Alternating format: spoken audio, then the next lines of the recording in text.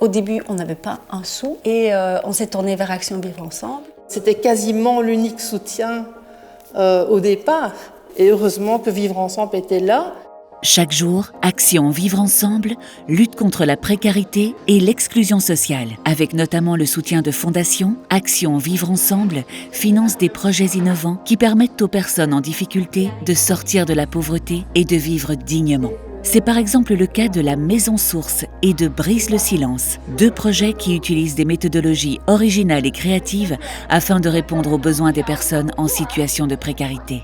La mission de la Maison Source, c'est avant tout de proposer un endroit où les jeunes parents de milieux précarisés, isolés, peuvent venir se ressourcer. Et c'est vraiment centré sur les gestes du quotidien. Les gestes du quotidien se réalisent à travers les jeux, les repas, le change, l'endormissement, les promenades, la sécurité, veiller au bien-être des enfants. C'est aussi répondre aux besoins des familles. La Maison Source accompagne donc les parents fragilisés à établir un cadre de vie sain et à favoriser le développement de leur enfant. Elle se démarque par son approche préventive de lutte contre la pauvreté et son impact a d'ailleurs été salué par le prix belge des droits de l'enfant. Il a été reconnu dans différentes études que malheureusement la précarité, l'isolement engendrait des grandes difficultés au niveau du développement global de l'enfant.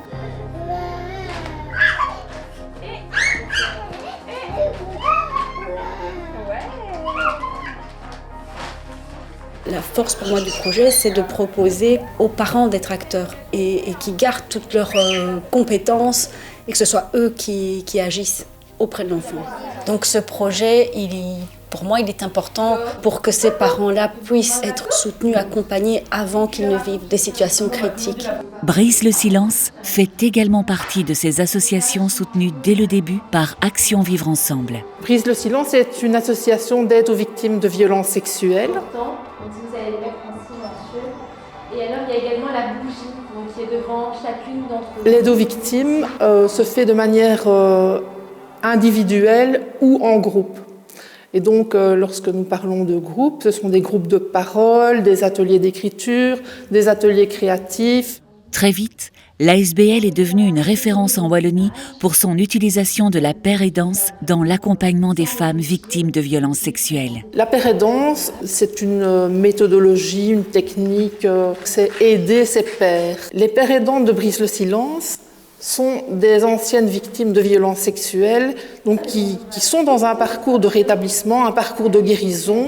Et donc la personne qui vient ici se retrouve face à une psychologue et une paire aidante.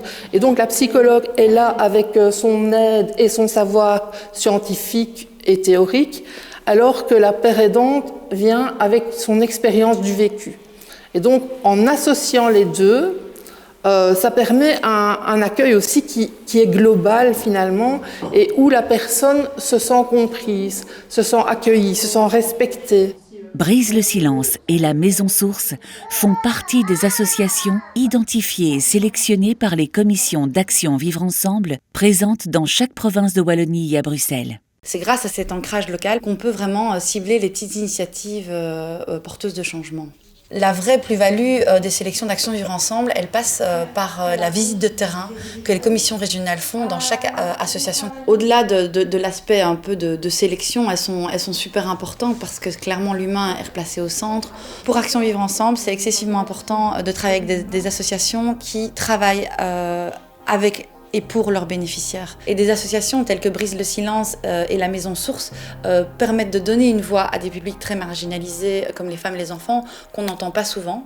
Et ces petites associations-là font un travail de terrain formidable. Ce qui est formidable, c'est que grâce aux subsides dont nous disposons, nous pouvons proposer une trajectoire de soins accessible à tous et à toutes. Et du coup, il peut y avoir des personnes qui vivent dans une grande précarité qui peuvent bénéficier de nos services, en fait. Enfin, moi, personnellement, je suis père aidante, j'ai été victime.